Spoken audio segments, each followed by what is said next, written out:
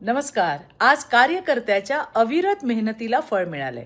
8 वर्षानंतर राज्यात कार्यकर्त्यांच्या निवडणुका झाल्या आणि या निवडणुकीत देवाभाऊ हे केवळ मुख्यमंत्री किंवा पक्षनेते म्हणून नाही तर कार्यकर्ता म्हणून मैदानात उतरलेले सगळ्यांना दिसले.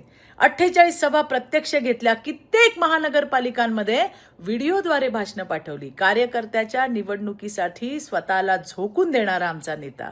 देवाभाऊ कायम एकच सांगतात, कुठलीही निवडणूक ही छोटी नसते. तळागाळापर्यंत पोहोचायचं असेल तर तळागाळामध्ये उतरावंच लागतं. याच भूमिकेमुळे हा विजय मिळालाय. पण लक्षात ठेवा, हा तर फक्त छोटा ट्रेलर आहे. महानगरपालिकेच्या निवडणुकीत देखील भाजपाचाच, महायुतीचाच विजय होणार आहे आणि भाजपा हा सर्वात मोठा पक्ष असेल यात शंका नाही. स्वाभाविकच पराभव मान्य न करता विरोधक आता ईव्हीएम, निवडणूक आयोग यावरती रडगाणं सुरू करतील.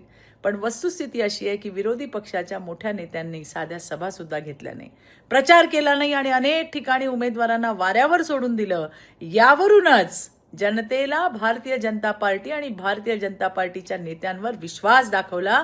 त्यांना देखील फरक स्पष्ट दिसून आला.